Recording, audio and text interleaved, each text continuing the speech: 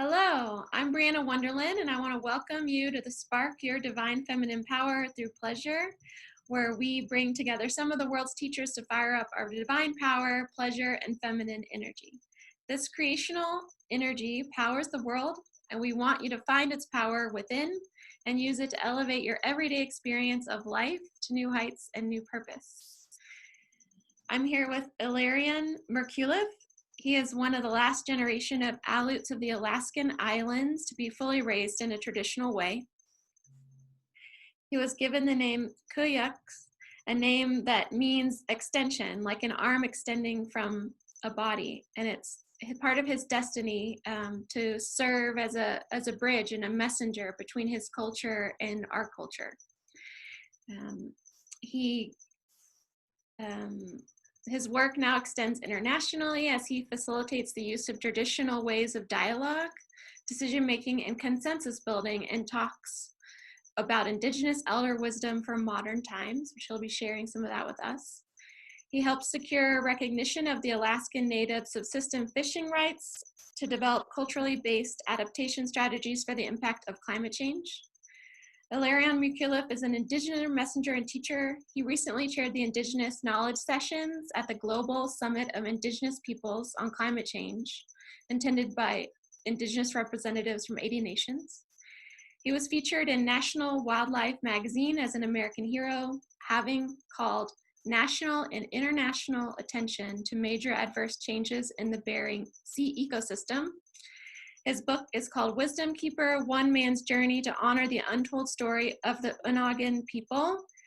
It's about wisdom of the elders through the lens of his life. And he is going to be talking to us, among other things, about the womb at the center of the universe, teachings on women's wisdom, and also his own stories from his life and Indigenous culture. So just starting there, I would love you to talk a little bit about your culture as an Onondaga. Okay, Brianna, thanks for the intro. Angwan, kamagala kamna kamagala kasuda, tingananganwe, nanganasakta kuyak, I'm a conscious sakta Ilarion Merculieff, kawalangananganwe. I said Angwan, which means hello, my other self. This is the way we greet each other amongst my people every day. And I said the afternoon tastes good. And that's also another way that we express our, instead of saying good afternoon, we say the afternoon tastes good. And that my traditional name is Kuyak, which means, like you explained, it's like an arm extending out from the body, a carrier of ancient knowledge into modern times, a messenger. That this is a name given to one person in each lifetime amongst my people. And the Last Kuyak gave me his name. And I come from the people of the stellar sea line.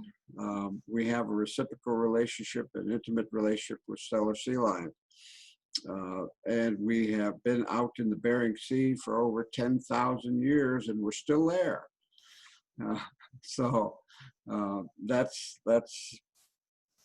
It's just a blessing to be born an Onondaga. And so, just by way of introduction, my people, the Onondaga people, were very spiritual and spiritually grounded for the thousands of years that they've been out in the Bering Sea. We can trace our ancestry back to Egypt, and we went from Egypt to Outer Mongolia to Siberia to Kamchatka and across by skin boat, not across the Bering Land Bridge, as the anthropologists say. We crossed by boat. And we developed a very spiritual kind of technology. We had a basic form of brain surgery. We have names for every part of the human body. We are one of few cultures in the world that had a word for billion in our own language prior to the introduction of Western science. And I like to ask the question, why would anyone know the word billion? Because we can't count a billion anything. And so I'll leave you with that one as a question. Anyway, we also developed the most densely populated linear mile of shoreline in North America, the whole North American continent. And we did that in a place that is very hard to eke out a living. And the question is, how did we do that? And my people were people, we call ourselves real human beings. It's not that there's not real human beings, but we are called real human beings. And many of the cultures in Alaska, be it Yupik, Nupiat, Dene, Tlingit, Unangan, it all means that the human being or the real human being. It's a message from our ancestors to the present moment that I'll explain later. Anyway, so we were the only Alaska Native group in all of Alaska that didn't have footwear even in the wintertime. Oh my gosh. Yep. And we didn't have any food storage technologies except for wind blowing, wind drying. And, how can you survive when you don't have any food storage technologies? And that's a question that many people ask me. And I say, the answer I give is that our people, as real human beings, were present in the moment and in the heart. And they trusted implicitly, not with the mind, but with your entire makeup of the human being, trusted and implanted that trust in every cell of the human body, in life, in ourselves, in the universe, in the great spirit that lives in all things. We trusted implicitly and completely, so that, one of my elders on St. Paul would say, look at the birds, they don't worry about where they're going to get the food the next day. And when you think about it, that's true. We human beings are the only ones that worry, and we're worrying because we've got guilt, shame, remorse, anger, rage, jealousy, all these things from the past, or fear, which is projection of the future, or something that hasn't happened yet. Every place except the proverbial now. And so I think it was Deepak Chopra that said that the point of power is in the present moment. And someone else said, God can only be found in the silence between one's thoughts. This is an expression of that through my people. So that's the inspiration that I have for the work that I do now. Anyway, I've had a very traditional upbringing, as you said. I had to live with my grandfather for 2 years at age 4. And I went to church with him. I went to work with him. I went praying in the Bering Sea with him. I went hunting with him. He was just immersed in knowing each other. And he taught me probably the most profound thing about why and how our people survived and thrived in the Bering Sea for 10,000 years.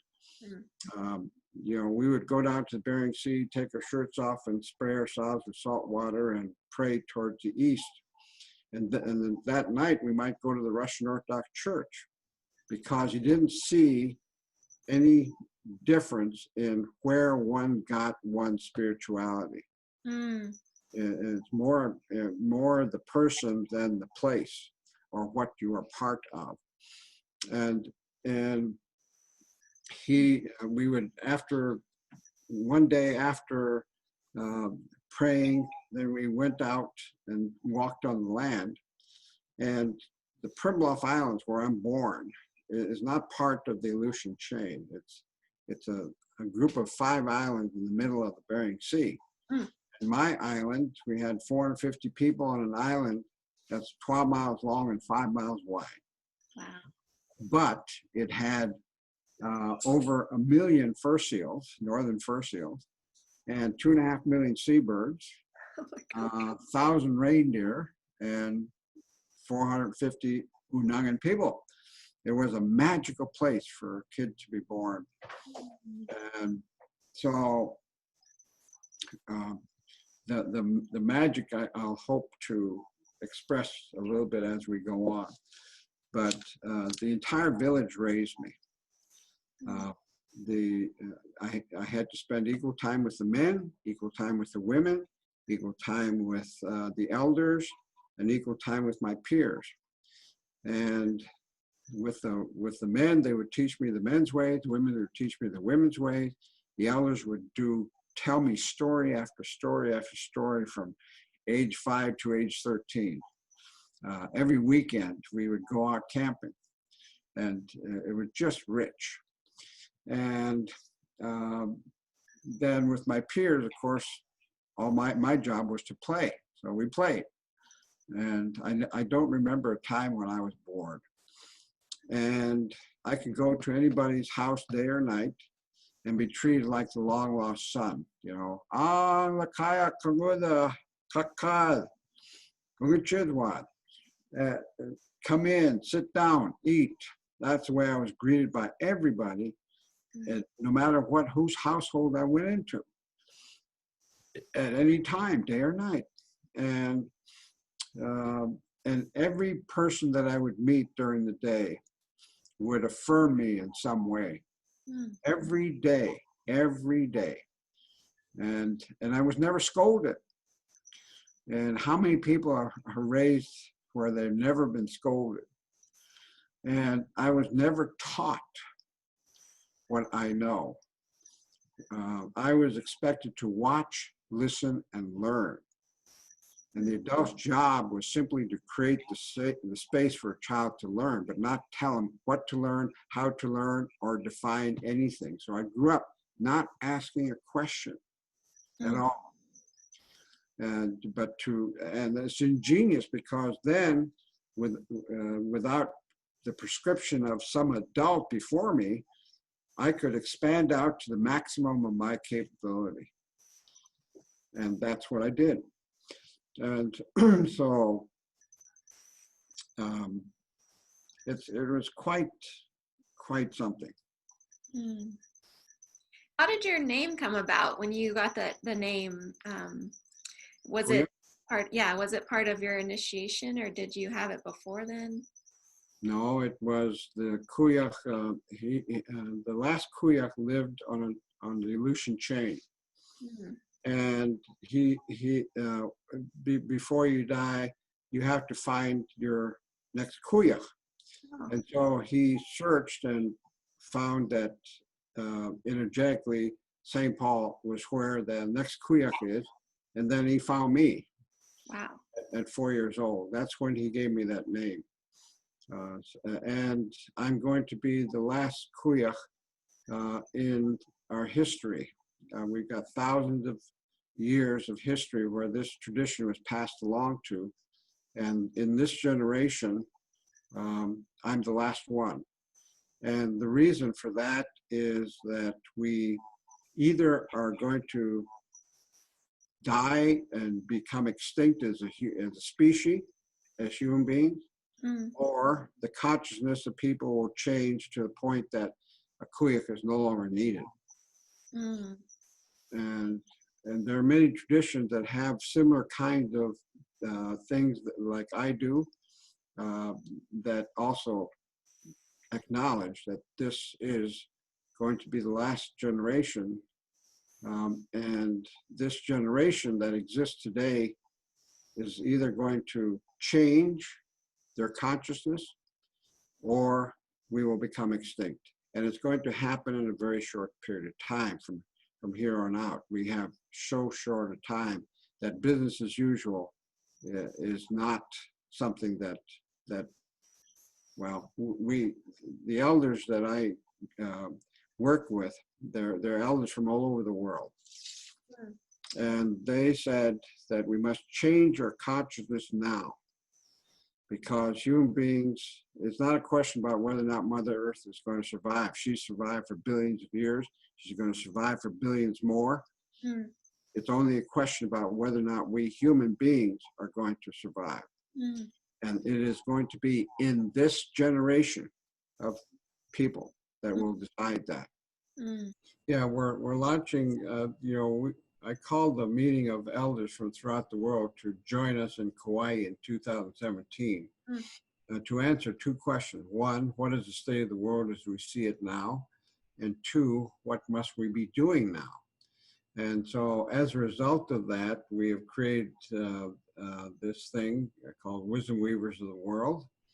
And we have a website, www.wisdomweavers.world. And we're going to launch officially in about 3 weeks on a worldwide campaign, social media campaign, where we will feature a 13-minute film that to have some of the initial thoughts of the elders throughout the world, because they want their message to be carried to the world. And we've got 16 different languages that is going to be interpreted into through volunteers, thankfully, that we have in all these different countries.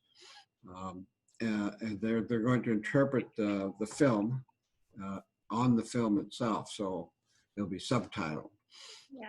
And so the message is that we've got to change our consciousness now.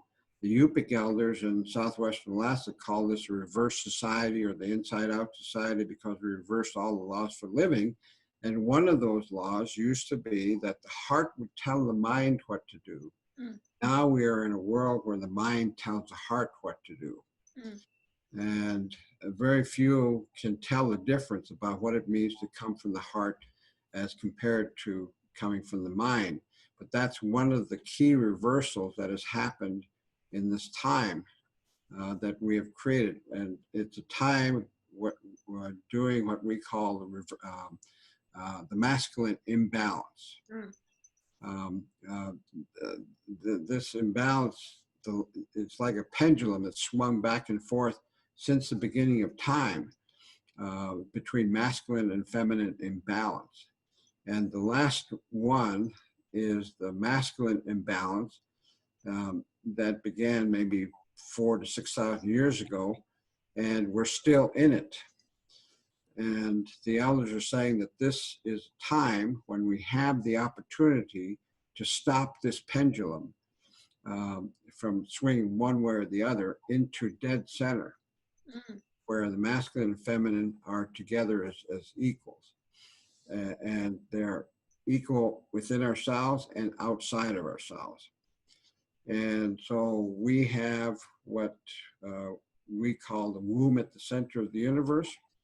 And that has a story of its own, because when I was 16 years old, I was lamenting about the fact that we couldn't make these incredible Unungan masks anymore, ceremonial masks and masks for various things. And so I decided to go see the oldest man in the village. His name was Agi Galektionov, who was 88 years old at the time, because his grandfather was the last shaman on the island. And the most powerful master, shaman. And so I told him about my lament, and he said, no, it's never been lost. You want to find it, go to the edge of the sea. And it's an island that's very small, like I said, 12 miles long and 5 miles wide. So go to the edge of the sea, find a stick and a rock, and hit them together, and listen to the rhythm of the ocean and the animals, there's the birds, the seals, listen to the grass, just listen and bang a rhythm based on what you hear. And then get out of your head and set your intention and wait. Now, what he means is get out of your head literally means getting out of your head, because I could do that when I was 6 years old, learning that from the birds. And I wouldn't have a single word come through my head for hours. And I could still do that at age 16. So I did that, get out of the head. Set your intention. How do you set intention without your mind? Well, you do it through the body, where you embody the intention that you want. And wait means trust. Trust that the answer will be provided. And you must trust completely. If there's any ounce of you that distrusts and wonders whether or not this is real, you're not going to get it. And so I did that. And a couple hours after I was doing that, sitting out next to the sea, a black dot shows up in my mind's eye and widens, and out of it poured, must have been at least 100 different masks, all very different. And I'm not an artist. I draw stick people. And so I thought, well, maybe I'm imagining this, is this real? Yeah. And then I go to the old man again, and I told him what I experienced, and he says, you touch the womb at the center of the universe. This is where we get our original instructions from. This is where we get all new ideas from. And from that point, that worked its way to my life, where I now talk about the womb at the center of the universe, and the women. The women were considered sacred at one time across the world, and we've forgotten why.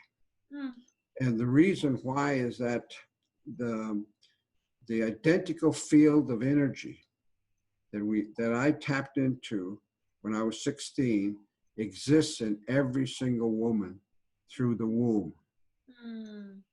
And that nothing new is going to be created unless we have the container that is held by the women put on the outside energetically. And this will be a new container for something new to be birthed. Until that happens, nothing new is going to be birthed. And it's all energetic. And the way to do it is that women would get together in sisterhood, cleanse themselves of all the past traumas.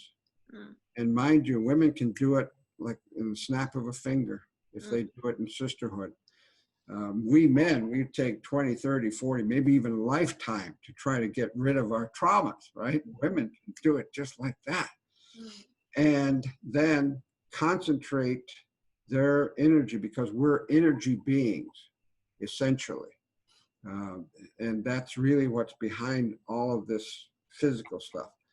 We're energy beings, and we can, through our intention, place this energy within in you outside, and then a new container is created.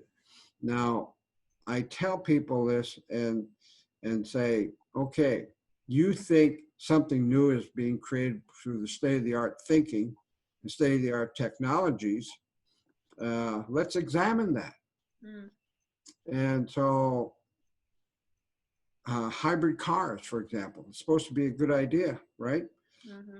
But have the thought been given to what's going to happen to their batteries, which contains exotic minerals after their usefulness ends? Are we going to recycle it like we recycle computers? And the way we recycle them is we send them to poor countries, and the poor people take apart the pieces in the computer, poison themselves and Mother Earth at the same time. And how about hybrid fuels? Good idea, right? So the US declares that hybrid fuel is going to be their policy. So what happened is that many of the farmers around the world converted to fuel-bearing crops instead of food-bearing crops. And that increased the price of food worldwide and increased starvation. That's just an example. And what it is something posing as new when it's regurgitation of the old. Yeah, it's the old consciousness trying to solve the problem. Exactly. That's what Einstein said. You can't solve the problem with the same consciousness that created it. Right. Of course, that's logical. Yeah. I mean, it's like why they think they're creating anything new is beyond me. But anyway, they do. And so uh, something new will be created when women get together, heal themselves, and then focus that energy to create a container out of which something new is going to be birthed. Mm. And that's why originally women were considered sacred. Mhm. Amongst my people, we were egalitarian, but the women were the ones that initiated the shamans, not Mm. the men. And we have a moon calendar, and we have all these things that are like the ikyak that we place, the skin boat that we have. I built one myself. It took 9 months. Mm. Yeah. And it was 17 feet long and 22 inches wide. And it took me 9 months to create that. And this ikyak is considered a second wife. Mm. And the men and women could have as many wives or husbands that they wanted, as long as they can provide for them, as long as they can provide, do their roles adequately. Uh, so, and the women were the ones that initiated the shaman. And amongst the Iroquois, the Haudenosaunee, our country is supposedly built on the framework of the Haudenosaunee. Mm. And but they left out the so-called founding fathers left out one thing, the feminine part. Mm. And the feminine part is that the women were the ones that chose the chiefs. And of course, they're men, so they create this. And you think about what women, we have just not even understood what gifts the women have. There was a woman doctor one time that decided that all the studies about the men's, what do you call that, semen? Mm-hmm. That the function of the uterus was to flush out stuff so that it's new again, so it can take more semen. Mm. Well, then the first woman doctor decides to explore that and found out that no, it's not why they do that. Yeah. It's because the men contain so many germs that the insides need to clean themselves out. Yeah. And now that's understood worldwide, but still not talked about very much. But it is a true story. Yeah. And it's interesting that you say that, because part of what you're talking about in women's role in transforming consciousness is also a purification, is purifying, whatever traumas that we have gone through, meaning letting them go, which helps purify consciousness of mankind, and then being that vehicle for creation, for the safe place, for creation to be born again. Yeah, and women, genetically and physically and biologically, you inherit the past traumas of thousands of years downloaded by your mother into you as a fetus. Mm. And we call it genetic memory, but it's really true. Mm. And then you are born as a woman or a female, and so you suffer in your life experiences the imbalances in the male system. And then you have the collective consciousness that you're tied into, which is around the entire world, that is the traumas of women for generations. Yeah. And so there's a lot that women have that they need to process, go through, and let them pass out of your body. And so, and it's only the women that are going to do this. The men don't have a clue about this. Women, I mean, intuitively, instinctively, or whatever way, you resonate with what I'm saying is because I'm telling you something you already know. Yeah. I'm just reminding you of what it is. And so this cleansing, the elders are saying we've got to get to it now. Yes. We no longer have the luxury of time. Mm. Mm. Is there a vision from the elders about if the choice is made that consciousness is going to change, anything past that point, or just that message that we need to change consciousness? No one knows what the new world is going to look like. But we do know that to have a world that is engulfed in love, we need to change this consciousness. And they're saying that the world is now focused on, climate crisis, social injustices, political corruption, wars, good people focused on stopping suicides, murders, and the refugees, and they're all good people of good heart that are focused on stopping what was created by this imbalance. And they're saying that that what we choose to focus on becomes our reality, and that if we mentally, physically, and spiritually choose to work on stopping something, we're going to pour the energy into the something we're trying to stop, and it'll become bigger. Right. And that what they're saying is that we need to focus on what the world we want to see. In the meantime, they said, yeah, there are things that are happening that your heart will tell you must step in, but don't pour your mental, physical, spiritual energies into reaction to that. That if you do that, you will perpetuate this cycle of masculine imbalance. Right. And so to do this is something that requires courage, real courage.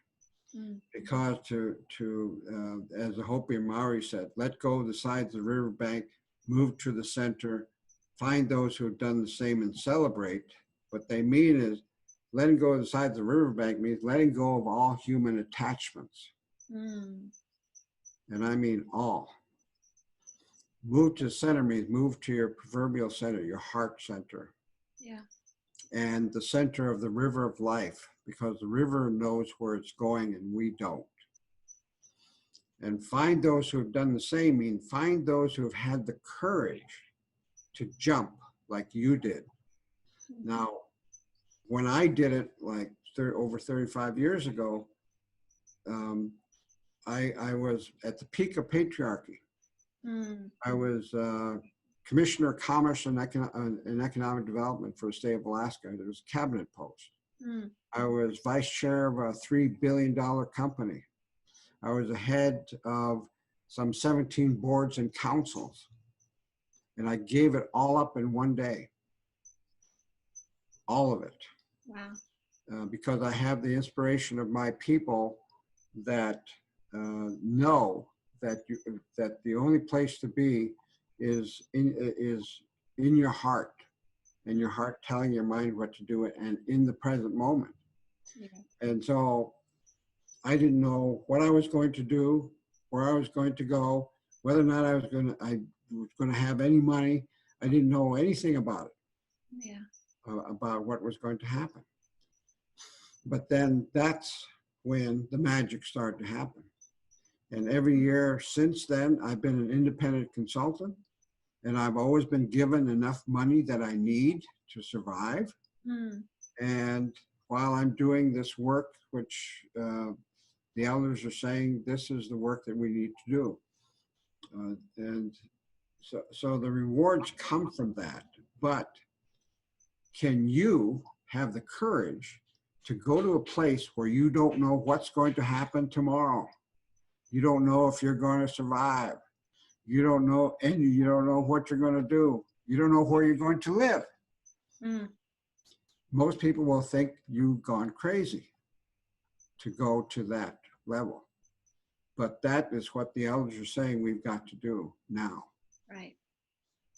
And not just one of us, but all of us. Yes. And, you know, each one of us, the elders are saying, each one of us are here now for a specific purpose. And that purpose can only be revealed from your heart. Mm. And that this, what it is your gift to the world during this time. And the only way you can access it is to go to your heart. And it may tell you to do something that you never thought about doing at all, but it's following your passion. And that's what we are encouraging people to do. It's follow your passion, follow your heart, drop everything else, because business as usual is not making it anymore. And all the things that we used to work don't work anymore. Yes. Oh, well, I think that's a very good place to end. And I'm just filled with this profound message. And I hope everybody who's watching is really taking this in and saturating yourself in it. And hope you'll watch it more than once. Okay. Thank you so much, Ilarion Merculieff. Thank you. Thank you for this opportunity to talk with all of your wonderful viewers. Thanks everybody for watching.